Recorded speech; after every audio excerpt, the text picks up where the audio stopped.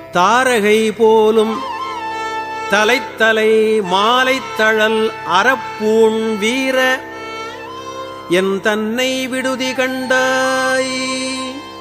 விடில் என்னை மிக்கார் ஆரடியான் என்னின் உத்தர கோசமங்கைக்கு அரசின் சீரடியார் அடியான் என்று நின்னை சிரிப்பிப்பனே சிரிப்பிப்பனே நின்னை சிரிப்பிப்பனே.